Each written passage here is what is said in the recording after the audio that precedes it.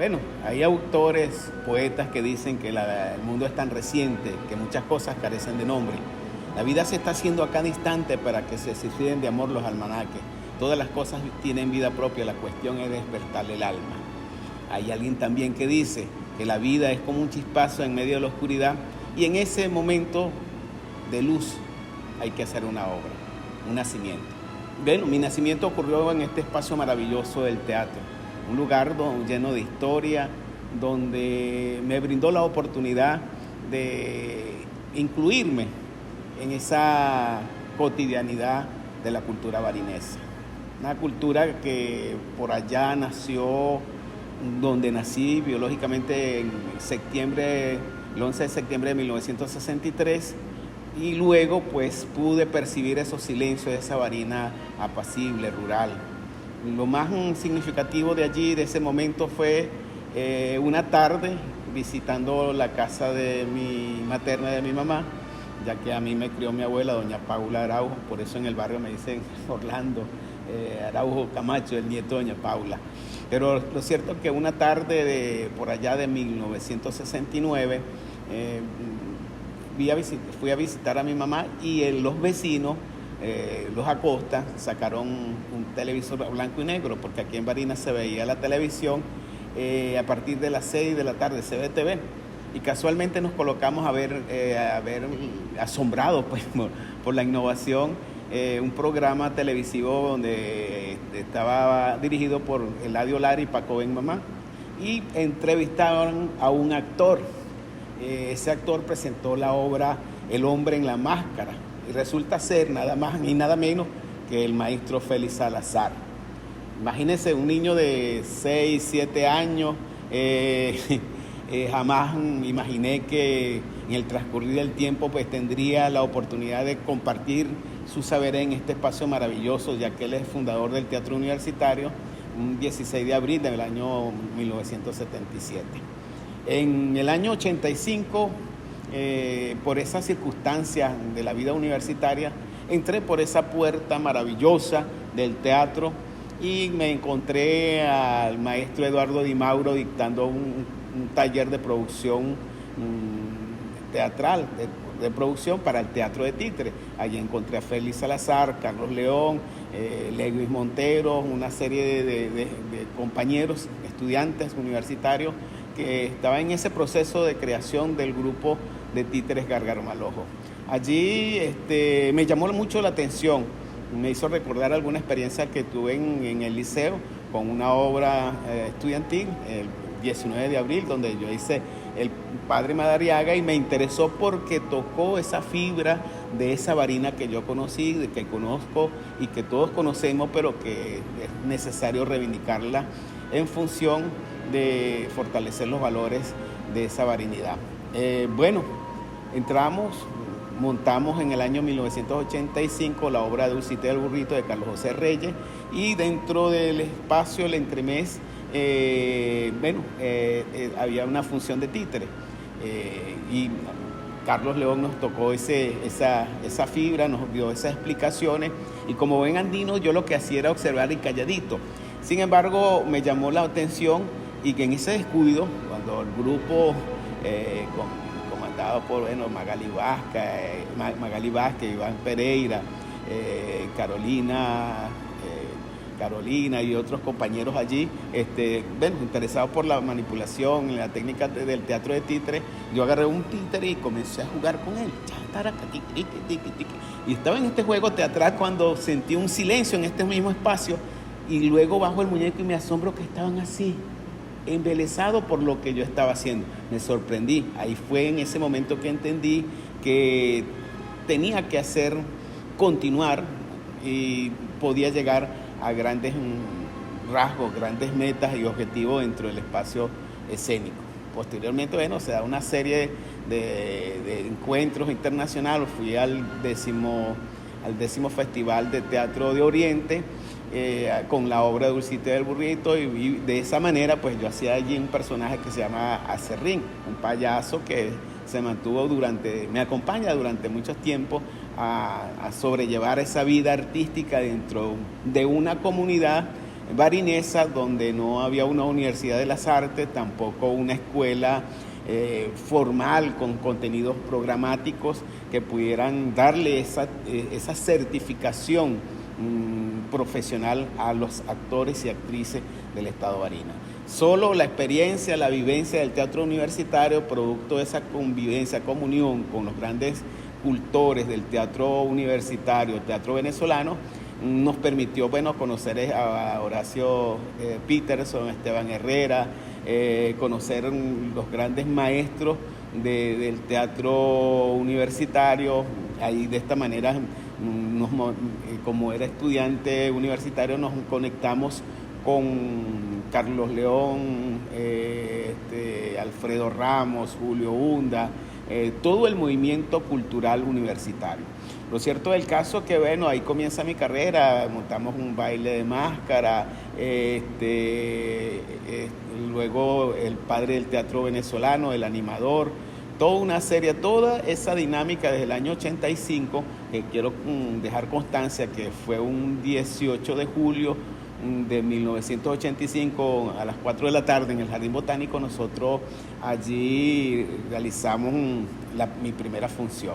Y luego pues me interesé en el año 86, se dio casualmente también aquí la creación del taller de creatividad infantil y me conecto con mayor profundidad a esa didáctica escénica del teatro infantil, la narración oral. Ahí es donde aparece mi abuela, aparece con mayor fuerza ese poder de la palabra y esa dimensión histórica.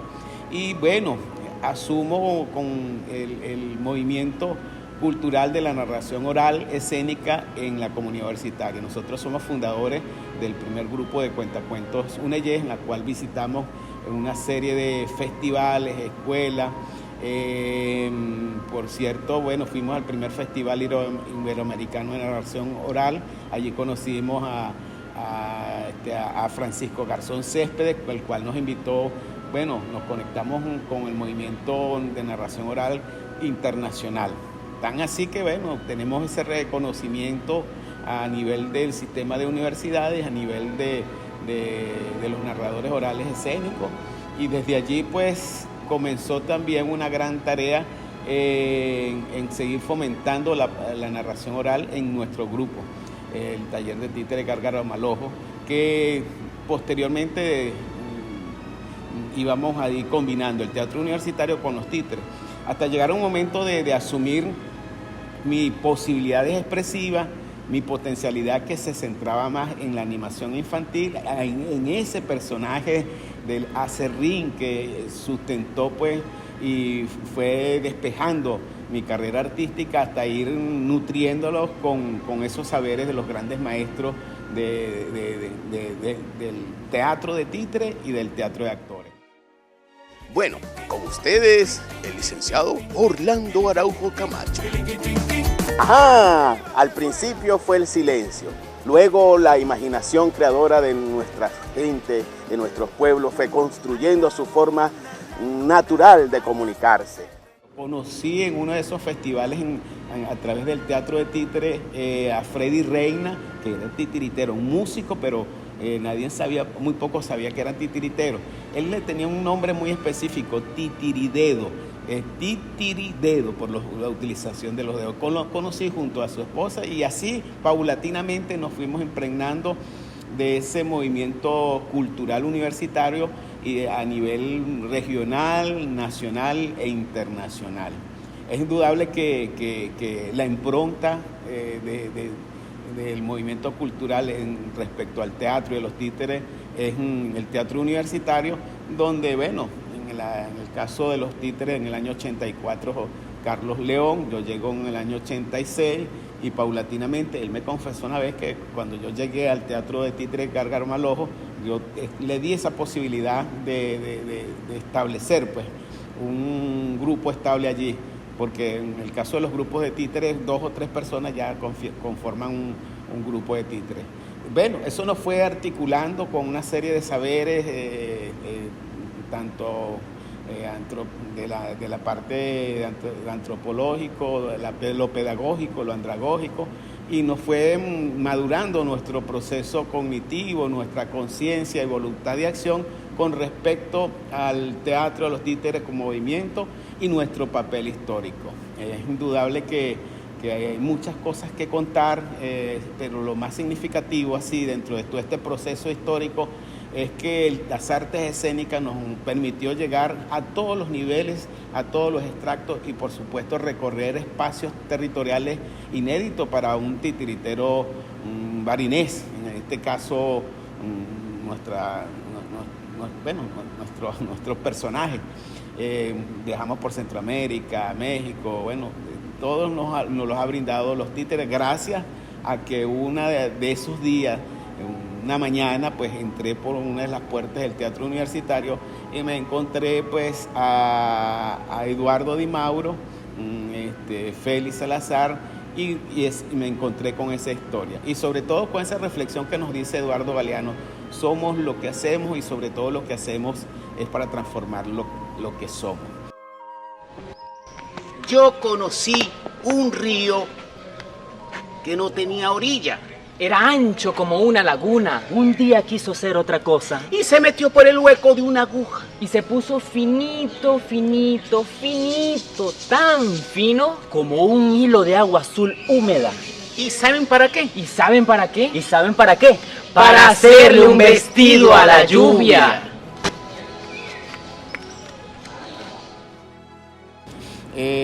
Por supuesto, dentro de esa retroalimentación de nuestras raíces históricas, de nuestra identidad cultural, las artes escénicas nos permitió entender esas frases, esos estudios sobre la ciencia de Oscar Barsky, que no es ecléctica, tiene una intencionalidad, tiene un compromiso. Y de verdad que el teatro y los títeres tienen ese compromiso de salvar la humanidad, en función de fortalecer los valores, en función de lograr la convivencia y lograr esa unidad dentro de esa diversidad. Gracias a una conversa que tuvimos con el profesor Enzo Pérez Cantor, y en esa cualidades que él tiene de la palabra y uno tiene de ir reflexionando permanentemente en su vida, entendimos que necesariamente el actor tiene que, dentro de un ámbito universitario, tener esa certificación. Y comenzamos en el 2010 la licenciatura de Educación Mención Arte, gracias, lo hacemos bien público, pues, notorio, gracias a esa orientación del profesor Edison Pérez Cantor, asumimos ese reto. Y luego, pues en el 2014 nos graduamos de licenciado en Educación Mención Arte. Siguen las circunstancias del tiempo histórico, seguimos haciendo teatro, títere, más y sobre todo con ese compromiso de nutrir las raíces históricas de nuestra comunidad y sobre todo desestresar, es decir, darle las herramientas a todos los niños y niñas que están en este proceso histórico que estamos viviendo, de alimentar la esperanza, los sueños y de ver las realidades que tenemos y las oportunidades. Bueno, en el año 2019 nos hicimos magíster en docencia universitaria y en ciencia de la educación, y de esa manera fuimos complementando, certificando y sustentando esa formación autodidacta con las teorías científicas, por supuesto, bajo las consideraciones que nosotros permanentemente nos encontramos, como el estudio de los grandes teóricos de los aprendizajes, Piaget, Parlot, Stirner, con las teorías de los reforzamientos, David Ausubel con las teorías de los aprendizajes significativos, y Vygotsky con el constructivismo, que por cierto tiene mucho que ver con lo que hacemos, porque en el área artística manejamos esos conceptos, aunque de una manera empírica, sin ese conocimiento, pero cuando ya realmente tenemos conciencia de que las artes escénicas no escapa de esa transdisciplinaridad, entonces ahí entendemos que la fuente de nuestra esencia escénica tiene diversas fuentes. Y de esa manera vamos creando una escuela con contenido pedagógico, andragógico, y esa forma de entender el trabajo social, la animación sociocultural. Entonces, bueno, eso nos llevó a unas diversas lecturas. Desde Un actor se prepara de Stanislavski, que por cierto uno de los grandes libros que leí fue Mi vida en el arte, un libro gordo como el de Petete, discúlpeme, salvando la distancia, pero donde describían los métodos. Es indudable que las metodologías, las estrategias de enseñanza-aprendizaje, los insumos sociales, económicos, todos y cada uno tienen mucho que ver con las técnicas teatrales. Eso es lo que alimenta al actor y al director, ese conocimiento de la antropología, de la etnología y ese compromiso y fe de esperanza. Sobre todo pues cuando vemos a las nuevas generaciones formando a los directores de escena que van a las escuelas a multiplicar. Por supuesto, en la actualidad las técnicas, las herramientas tecnológicas han venido a darle mayor profundidad y proyección a lo que se refiere a nuestros oficios. Pero la palabra sigue siendo la herramienta más fundamental de trascendencia. Por supuesto, ahí en el cuento de la narración oral está la figura de mi abuela. Yo no sé leer, pero a mí me escriben. Era una de sus frases y se ponía a reír. Y hasta, por ejemplo, bueno, el caso de Armando Quintero Plumet, el director de Cuentos de la Vaca Azul, que por cierto creo que es de la UCAT, de la universidad, una de las universidades donde hay un grupo de narración y una cátedra, que lo vi por primera vez con un cuento que decía: padrecito, el río cambió de color. El padre, que sabía que el niño era poco tremendo, pues no le prestó atención, sino que siguió limpiando los santos, la iglesia y eso. Pero el niño insistía: padrecito, el río cambió de color, no es azul, es amarillo. Y digo, cónchale, este niño como que trae cosas bien raras. Pero en eso el niño se le queda observando la sotana del cura y se da cuenta que la sotana del cura no es negra, es roja. Y entonces comienza a reírse.